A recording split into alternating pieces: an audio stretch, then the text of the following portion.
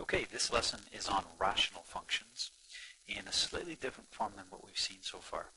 Up until this point, we've been working with reciprocal functions, so functions that might look like 1 over x minus 3, reciprocals of linears, or possibly we might look at reciprocals of quadratics.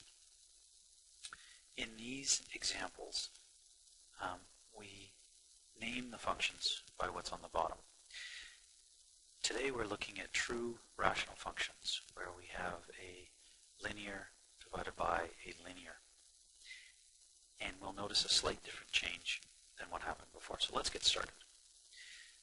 The first thing we'd like to do is start with the function f of x is equal to x over x minus 2. This is called a rational function, no longer a reciprocal. We want to still use those same four characteristics to help determine what this function is going to look like if we were to sketch it. So let's start with x-intercepts. Well, the rule with x-intercepts is we automatically set y to be 0. So if I set f at x equal to 0, I end up with x over x subtract 2.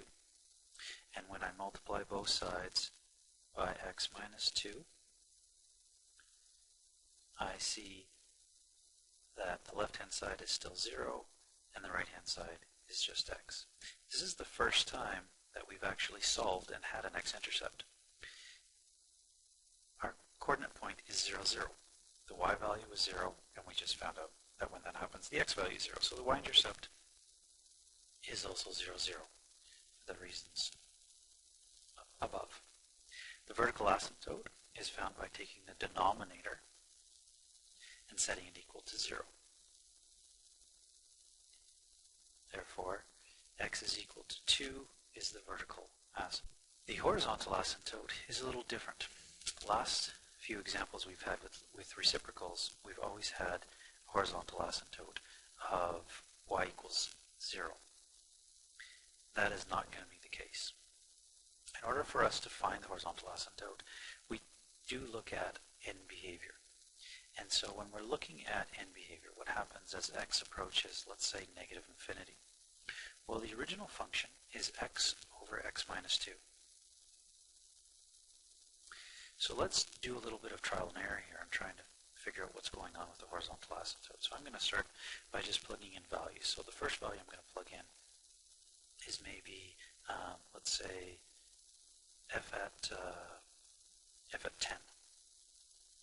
And so I plug in 10 for x, I plug in 10 minus 2, and I end up with 10 divided by 8, which works out nicely to be 1.25. Maybe I want to increase that, and maybe I want to take a look at f at 100. So now I replace x with 100. I take 100 minus 2, which is 100 over 98. And 100 divided by 98 is close to the same number, but a little less, 1.02. And if I were to continue this and use a very large number and substitute it in for the top and the bottom, the minus 2 really becomes sort of unimportant, because if I have a billion on the bottom and I subtract 2, that's still pretty close to a billion. And what I end up seeing is roughly whatever number is on top is the same number on the bottom. And that is getting very, very close to 1. That end behavior dictates that a horizontal asymptote is located at y is equal to 1. And so there's the difference between working with reciprocals and rationals. We now might have an x-intercept, and we have a horizontal asymptote somewhere other than the x-axis.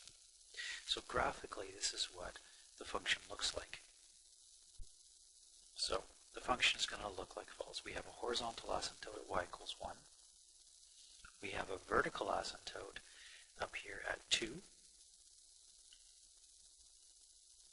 We have x and y intercept located at 0.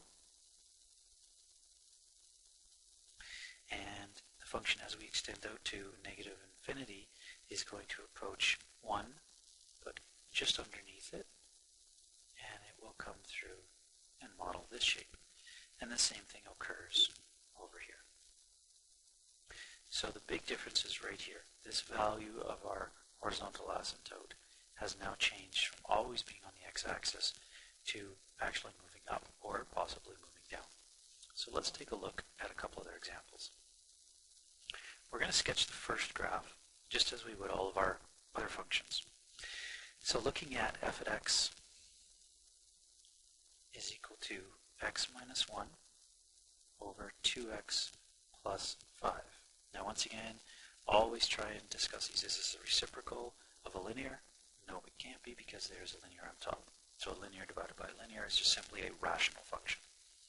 But we're going to continue and look for our x-intercepts, our y-intercepts, our vertical asymptote, and then finally our horizontal asymptote. The x-intercept is going to be found by setting y to be 0.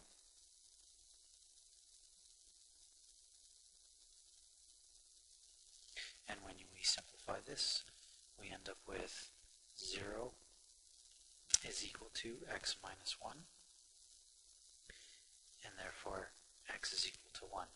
So we have a x-intercept at 1, 0. The y-intercept is found by setting x to be 0.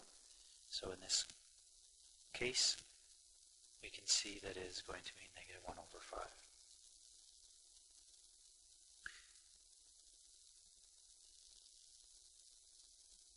The vertical asymptote is found by taking the denominator and setting it equal to 0.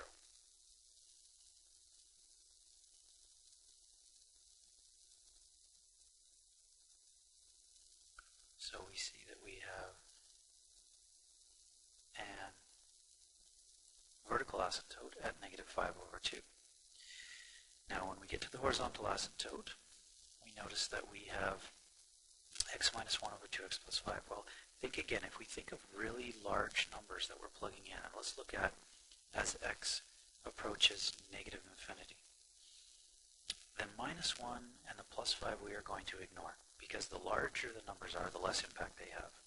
So let's just take a look at what happens when you plug in negative 100 over 2 times negative 100. And just simplify that. Well, we have negative 100 over negative 200, which works out to be a positive 1 over 2. And if we plug in larger numbers, it will always be this ratio of 1 over 2. So it looks as though the horizontal asymptote is located at 1/2. And then once again, we could go ahead and plot this. I'm going to do this quickly over to the side, and then we're just going to reveal what the sketches look like, for the graphs look like for the last two. So we had a horizontal asymptote at 1/2. We had a vertical asymptote at negative 5 over 2, which is negative 2.5. We had a y-intercept at negative 1 over 5, negative 1 over 5, and a x-intercept at 1. This is enough information. I can tell from these 2 points, if I use that belief that they have to run through each other, I can either keep going up, but then I'm going to cross this asymptote, so the rule is that I hug it. And the same thing going this way. I come down, and I hug that line. I'm going to have a similar approach over here. Make sure you label all of your asymptotes, and of course always your x and y, and any points that you found. Make sure that you plot those. There we go. The remaining graphs that we had are here, and in fact I think I have them back on this last page. So let's look at this graph, and before I show you the picture of it down at the bottom, we should start to recognize certain things. Vertical asymptote is found by taking the denominator setting equal to 0, but those are the same all the way along. The top number has changed. what we want to identify is what does this p-value represent. So let's take a look at the three graphs as they are. So here is the first graph that we did. Maybe what I'll do is I'll put them down at the bottom here.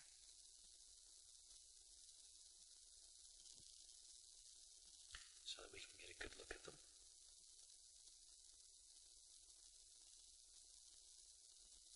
And then we can do a quick comparison, maybe just between these two.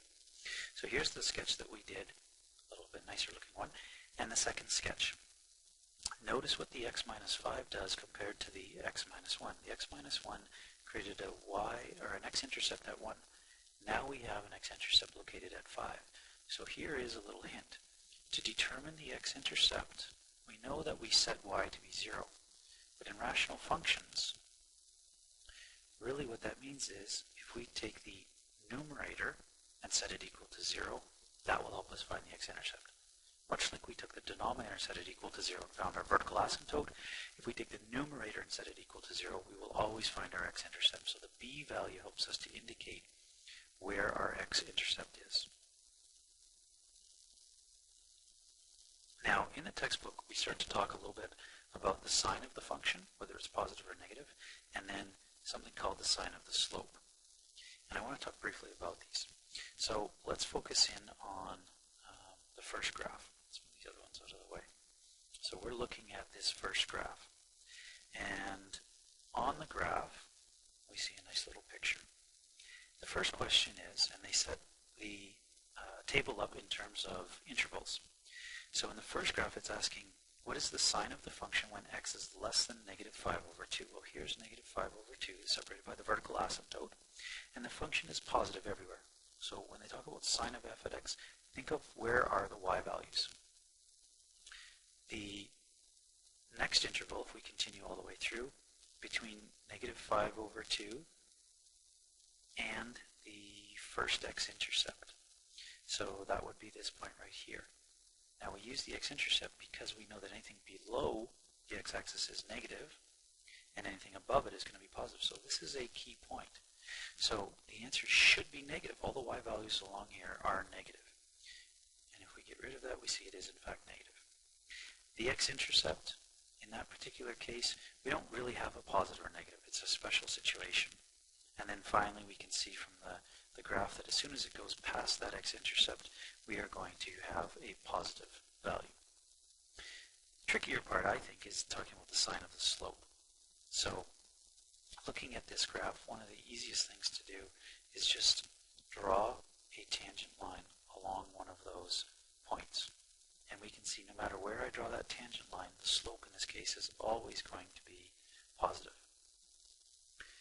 In between negative 5 over 2 and x, it is still going to be positive.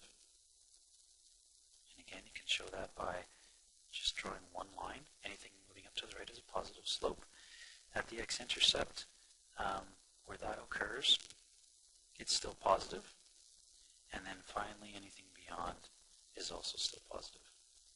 So we can look at each of these functions and determine just very quickly where the sign of the slope is positive or negative and the sign of the function.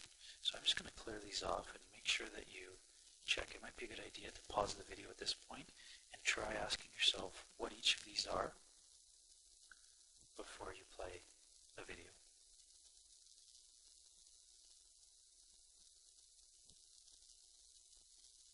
Make sure those correspond. So those would correspond to this graph, which was x minus 5 over 2x plus 5. And then finally, the last set of values come from the last graph. And here are the solutions for those.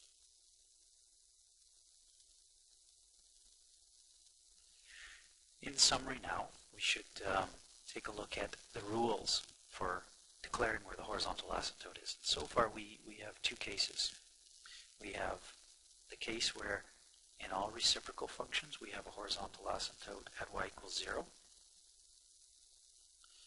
And then we also have a situation where if we have x minus 3 over 2x minus 1, we really look at the first terms with the coefficients and determine that there is a horizontal asymptote of 1 over 2. And what we can do to summarize this is look at the exponents, because the exponents help us dictate where that horizontal asymptote is. If you think of the reciprocal example, there really is an exponent up here. The exponent attached to the x is 1, but there actually is an exponent of 0 here. We don't write it in. So the rule we come up with is if the exponent on the numerator is less than the exponent on the denominator, then you will always have a horizontal asymptote at y equals 0. That's why in reciprocals of linears and quadratics it was both at 0. In the example we looked at today, we notice that the exponent here is exactly the same. When that occurs, the horizontal asymptote is actually going to be the numerical coefficients out in front. And that's what this little rule says right here. So the first rule is referencing when the exponent on top is less than the exponent on the bottom. So when n is less than m, like in our reciprocal examples, you are going to have a horizontal asymptote at y equals 0. If the exponents are equal, whether they're both 1s or maybe 2s,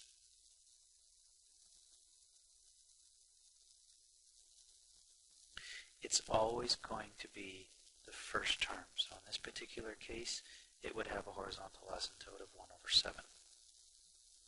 So when the exponents are equal, it will be the coefficients out in front.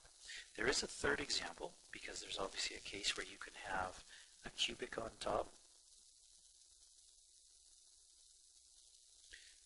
over, say, a linear. So now the exponent is larger than the exponent on the bottom. And that is a special case. We're going to take a look at that in part B.